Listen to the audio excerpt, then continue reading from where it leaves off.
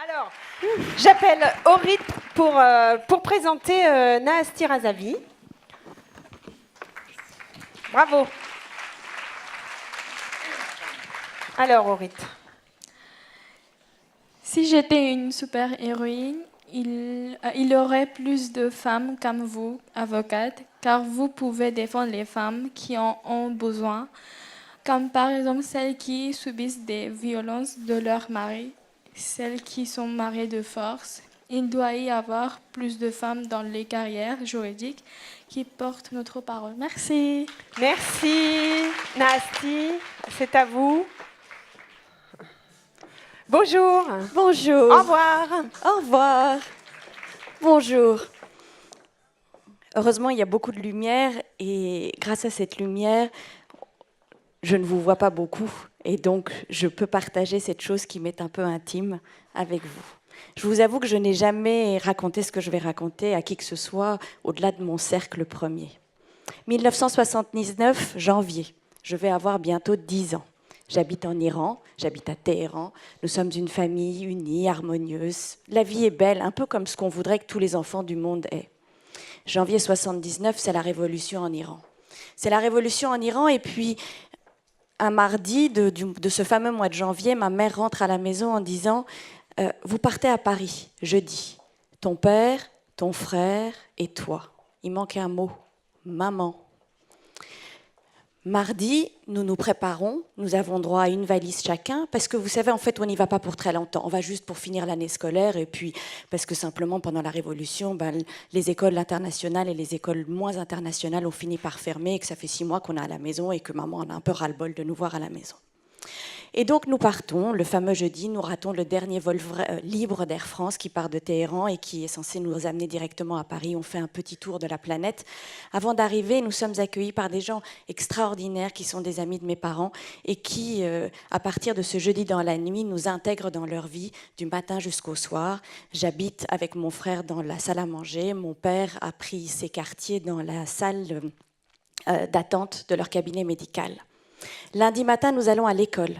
Mon frère et moi, nous allons dans une école de garçons. L'école de filles n'a pas voulu de moi, je ne suis pas catholique. Et puis à partir de ce lundi matin, on démarre une sorte de semblant de vie sans ma mère, sans maman.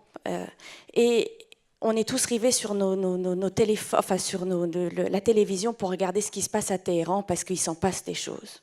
Et ma mère, elle fait quoi pendant ce temps-là? Elle a décidé de sauver le Premier ministre d'Iran, qui est son cousin. Il est en prison, comme beaucoup de gens. Et toute la journée, elle se bat pour ces gens, j'allais dire sans nous oublier, mais c'est sa priorité à ce moment-là. Et puis, il se fait assassiner, comme beaucoup de gens. Et finalement, elle réussit à s'enfuir, elle réussit à s'échapper. Entre-temps, elle se retrouve en prison pour espionnage. Et quand on est espion en Iran, à ce moment-là, on vous coupe la tête, c'est direct, on ne va pas perdre de temps pour tout ça.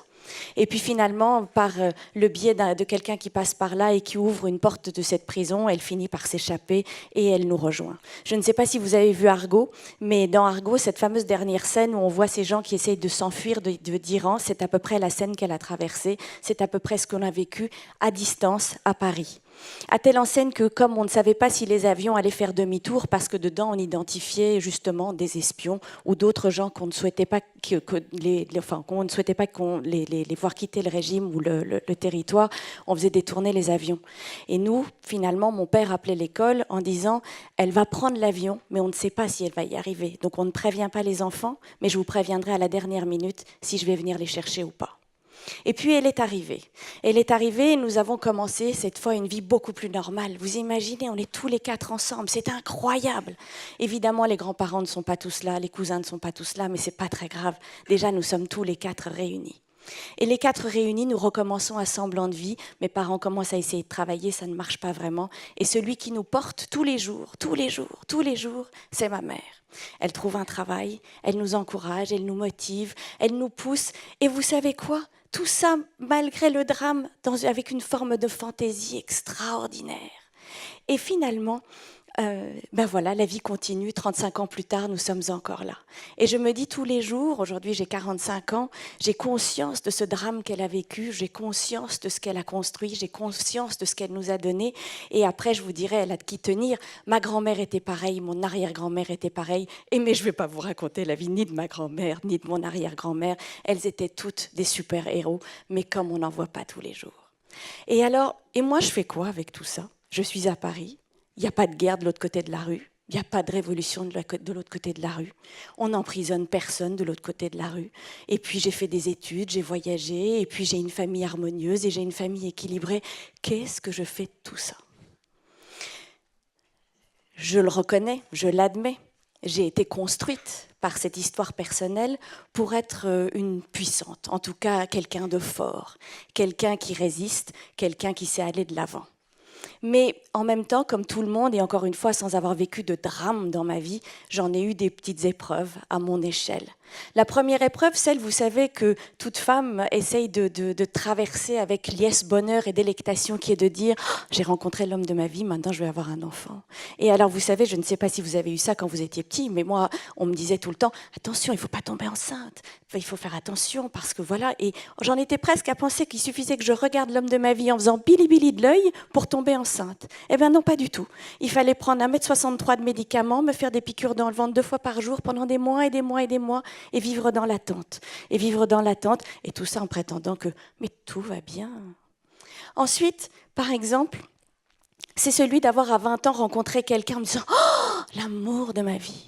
Et alors vous vous réveillez un beau matin, vous dites « mais c'est marrant, je suis transformée en sa chose, je ne suis plus moi-même ». Évidemment, je n'ai plus le droit de réfléchir, je n'ai plus le droit de penser, je n'ai plus le droit de rien faire, je n'ai plus le droit de rire, je n'ai pas le droit d'écouter de la musique. Et vous vous dites « oh là là, l'instinct de survie, il faut partir en courant très très loin et très très vite ». Et puis, il y a les moments de la vie professionnelle, parce que dans la vie professionnelle, évidemment, on aime tous, en principe, ce que l'on fait. Et moi, j'adore ce que je fais. J'adore mon métier, j'adore l'univers dans lequel je l'exerce. Mais, par exemple, la femme qui m'avait recrutée et qui, pour une raison complètement absurde, avait décidé qu'elle me détestait. Et c'était sa bataille de tous les jours. Tous les matins, j'arrivais au bureau et tous les matins, elle me tapait sur la tête. Et tous les matins, elle me tapait sur la tête. Et je me disais, mais c'est une drôle d'idée que de recruter quelqu'un, que de payer quelqu'un et d'avoir une telle soif de la détruire. C'est totalement stupide, non? Mais c'est comme ça. Ou alors, encore une fois, où c'était la négo de ma vie pour une des plus grandes entreprises du monde. Et puis, je me retrouve en face de moi avec quelqu'un qui trouve que je suis une fille. Et je suis trop jeune pour être à la hauteur de son pouvoir de négociation et qui a rêvé pendant des mois de me mettre à la porte de cette négo. Et tous les jours, j'y retournais, je me disais « Vas-y, frappe-moi, c'est pas très grave, tu vas pas y arriver ». Et je vous assure que j'ai une sorte de petit plaisir immense quand il y a 2 ans, elle m'a appelée en disant « Je cherche du travail ». Vous savez quoi, j'ai été sympa en plus. Alors, si c'était à recommencer, qu'est-ce que je ferais? Je referais tout pareil. Bien sûr que je referais tout pareil. Parce que c'était bien, parce qu'en fait, c'est bien. Et pourquoi est-ce que c'est si bien? Parce que dans le fond, j'ai appris à grandir. Tout ça m'a appris des milliards de choses, comme finalement chaque moment de nos vies nous apprend j'espère, à nous aimer et à transmettre des choses. Et alors je me disais, qu'est-ce que j'aurais voulu et qu'est-ce que j'aimerais transmettre à mon tour? Que ce soit à mes équipes, que ce soit à ma fille, bien entendu. Je dirais 3 choses. La première, c'est je savoure d'être moi-même. C'est bizarre de dire ça, hein, mais je savoure le fait d'être là où je suis, d'avoir construit ce que j'ai construit, avec encore une fois ces bons moments et ces mauvais moments, mais c'est vraiment bien. Et chère Florence, pour reprendre votre terme, c'est un vrai kiff. Ensuite, c'est le fait d'être persévérante. Être persévérante, d'avoir avalé ce 1,63 m de médicaments, je vous assure, c'était 1,63 m de médicaments, parce que je m'étais dit, comment je vais avaler tout ça? Je vais le transformer en un jeu. Donc j'avais mis toutes les boîtes les unes à côté des autres, et puis ensuite j'avais pris 1 centimètre, et ensuite j'avais multiplié par le nombre de petites pilules de tous les côtés, et Et voilà. Et cette persévérance-là, elle fait que j'ai une petite fille qui est une merveille parmi les merveilles, vous imaginez bien. Et puis ensuite, persévérance, c'est d'avancer, c'est de construire. J'ai adoré avancer. Et en fait, j'ai aimé et j'aime toujours de temps en temps bosser nuit et jour parce que j'adore sortir mes clients de la situation difficile dans laquelle ils se trouvent. Et vous savez, ça aussi, pour reprendre vos mots magiques, c'est parfois bien kiffant. Et puis vous savez, ça aussi, petit secret entre nous, quand vous voyez des gens qui ont l'air si incroyables dans leur boulot, que ce soit des hommes et des femmes, qu'ils maîtrisent à mort ce qu'ils font, et qu'en plus ils sont coiffés, maquillés et qu'ils font ça à l'heure de rien, n'oubliez jamais, ils ont bossé comme des dingues avant. Et ça, c'est une chose que parfois on oublie parce qu'on se dit « oui, mais trop facile, il a l'air de maîtriser, il a l'air de faire si bien ». Et on a souvent soi-même l'impression que c'est indéfini le temps qu'il va falloir passer. N'oublions jamais cette réalité-là. Les gens ont bossé pour arriver à un tel niveau de maîtrise, quel que soit le métier qu'ils exercent. Et puis enfin, une dernière petite chose, peut-être encore... ça y est, je suis en train d'oublier ce que je voulais vous dire pour ma dernière petite chose. Non, c'est savoir s'entourer et c'est de faire confiance à son instinct. L'instinct, c'est important. L'instinct, c'est quelque chose qui est très personnel. Votre instinct est le vôtre, le mien est le mien. Et moi, je trouve que faire confiance à son instinct, c'est quelque chose de vraiment formidable. Suivre son instinct pour choisir son patron, pour choisir ses collaborateurs, pour choisir ses équipes, et puis aussi son compagnon de vie. Parce que je suis intimement convaincue que derrière chaque femme formidable, il y a une équipe absolument formidable. Merci de votre attention.